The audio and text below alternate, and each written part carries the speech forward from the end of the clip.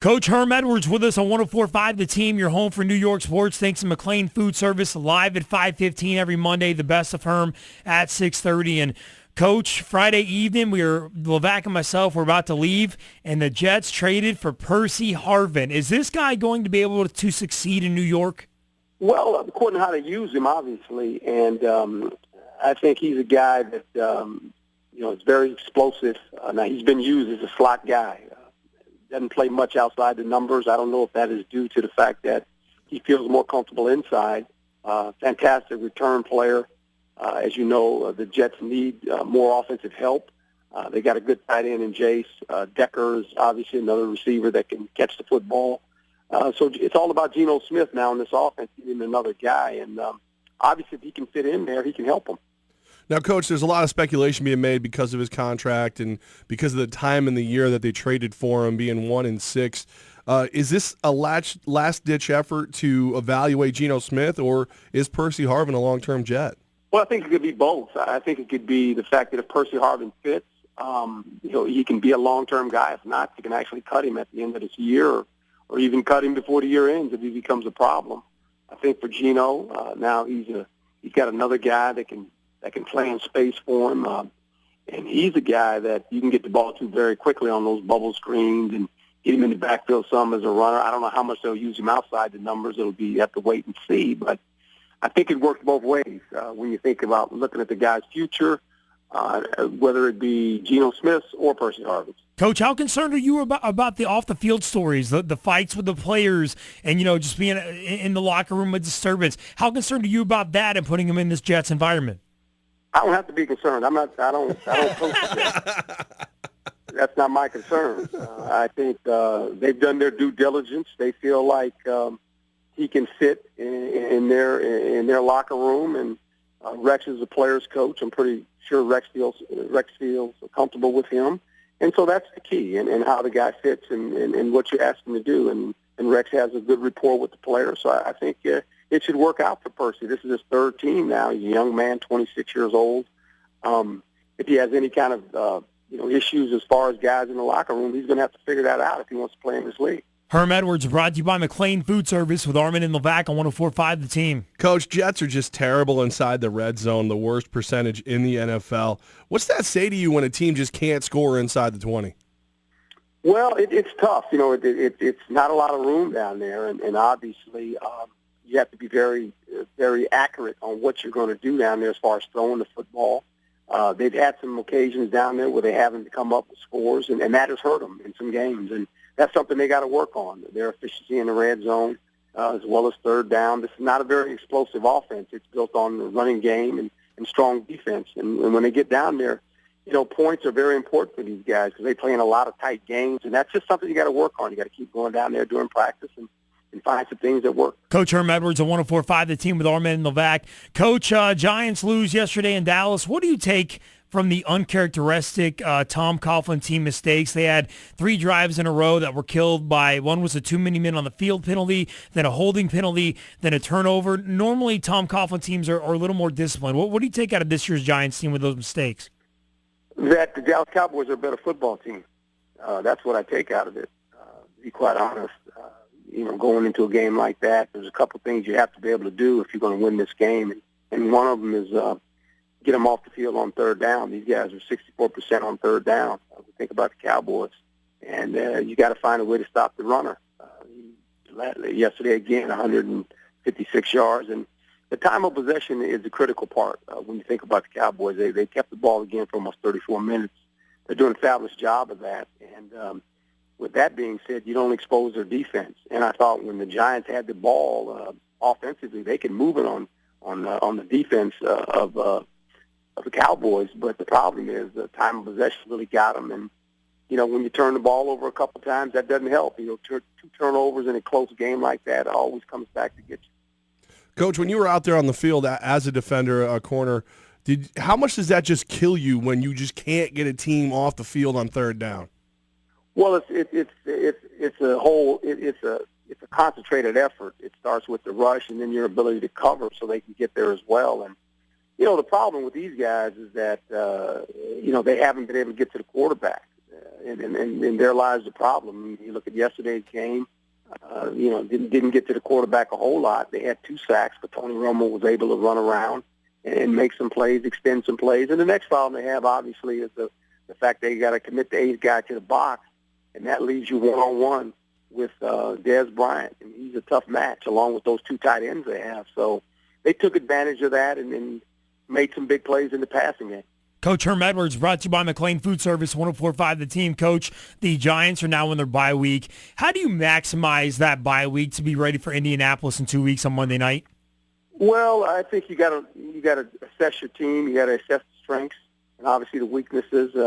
By now, you kind of understand who you are as a football team, and I think offensively they've grown a lot. Defensively, they want to play man-to-man, but with that, you got to be able to put pressure on the quarterback. And if you can't get to the quarterback, it puts those guys in a tough spot in the back end. So I think if you're the Giants right now, you're going to look at your assets, try to play to that. Hopefully some players can get healthy for you because, it's a tough loss for them yesterday. But here again, they're a 3-4 football team. They got 9 games left. And, this league right now, I mean, it's week by week. I mean, every week we turn around, we think we know who the good teams are, and one of them loses, and then we get right back in it. So I think with 3 wins, you're still in the mix to become maybe a wild card team. But you got to win some games now because you're running out of games. You think about 7 games, you got 9 games left. You do the math, 10 generally gets you in. So you're going to have to win 7 out of 9. Is that hard? It's hard, but is it doable? It's doable. Coach DeMarco Murray just lighting it up right now, 7 straight games, 100 yards and more. He's also leading the league in carries by a lot. If you're the Cowboys, do you start to adjust how much you give them the ball at this point in the season? Not if you want to go to the playoffs. I wouldn't. I wouldn't worry about that too much. I think everyone else is concerned. I know when I was with the Jets, I gave the ball to Curtis Martin 371 times, and he won the rushing title, and we ran our way into the playoffs. And when I was down in Kansas City, I gave it to Larry Johnson 416 times. He won the rushing title as well, and we got ourselves into the playoffs. To the Dallas Cowboys, I think you continue to run him. I mean, he's only running 1 day a week. He's not running, Wednesday, Thursday, and Friday. He has to run on Sunday.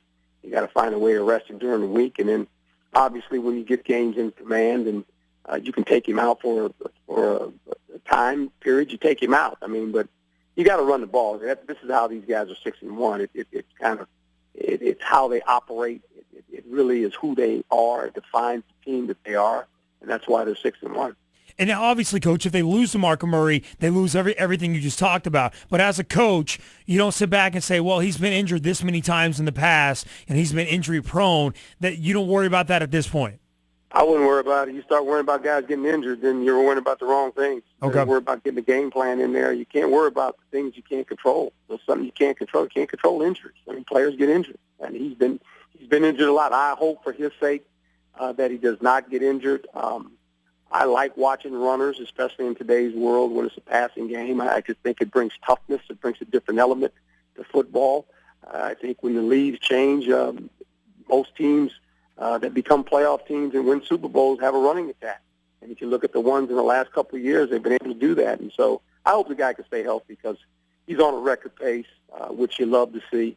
And it'd be good for him, too, because he has been injured some, has missed some games. So I'm hoping he can stay healthy. Coach Herm Edwards, brought to you by McLean Food Service with Armen Levack on 104.5 The Team. Coach, speaking of running backs that were injured or that have been injured, the Bills yesterday lose their top 2 running backs. The fact that this team fought back and won, what does that tell you about the Buffalo Bills right now?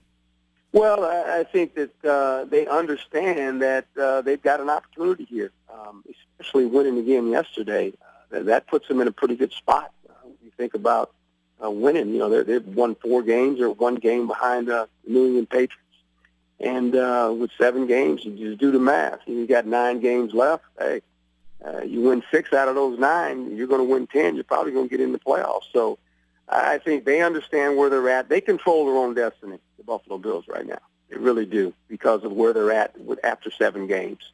They know if they can win some more games, they're going to have an opportunity. And it wasn't pretty yesterday. They lost some players. They kept finding a way to move the ball. Sammy Watkins came up with a lot of big plays yesterday. Kyle Orton, with 3:07, takes him down the field to score. And this is why you put Kyle Orton in the game.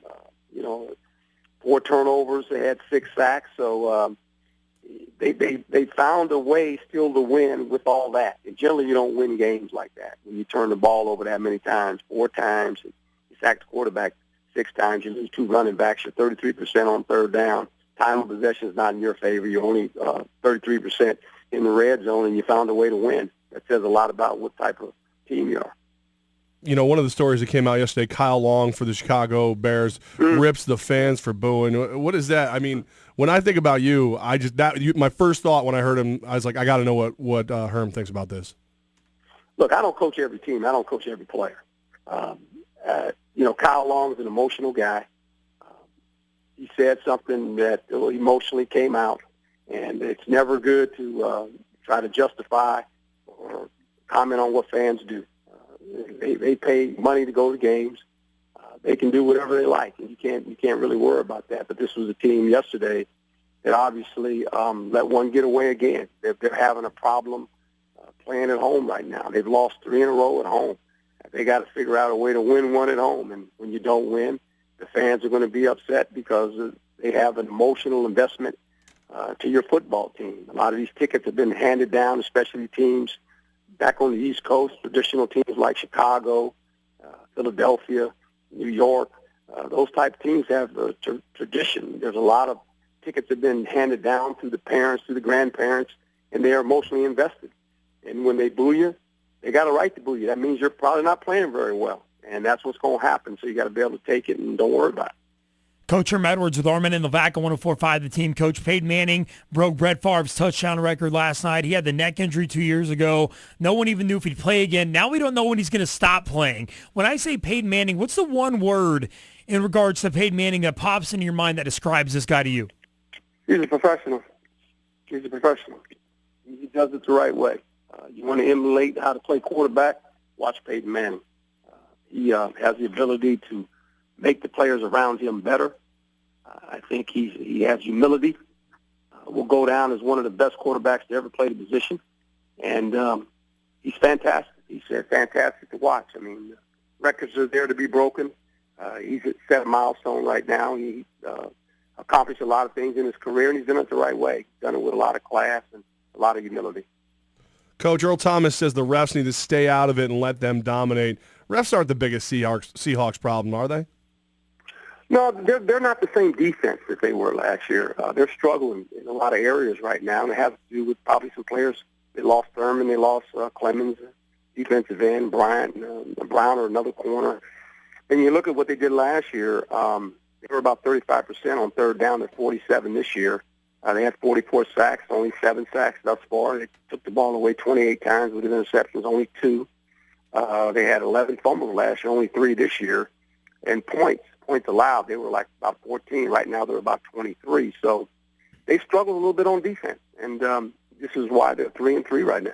He's Coach Herm Edwards, joins us every Monday thanks to our friends at McLean Food Service. Coach, I know you like those guys, and Levack, you and I had the opportunity to take a tour around McLean Food Service, and what stood out to us is that the employees at McLean Food Service actually enjoyed and liked working for the company, and they said they were honest about the environment and the company with their bosses standing there. That stood out to you. The fact that they deliver the food to all of my favorite restaurants is what stood out to me. All right, that's not we surprising. walk through the warehouse and I'm seeing like cases and cases of stuff, and I'm like, oh, need it, got it, need it. Yeah, Taco Bell. So they're seeking Class A drivers with 50,000 miles experience and a safe driving record, and I'm hoping that you apply today because I need to know my food's going to be where I need it. Oh, you want me to apply today? That's not a terrible idea, actually. Because then you have a hookup.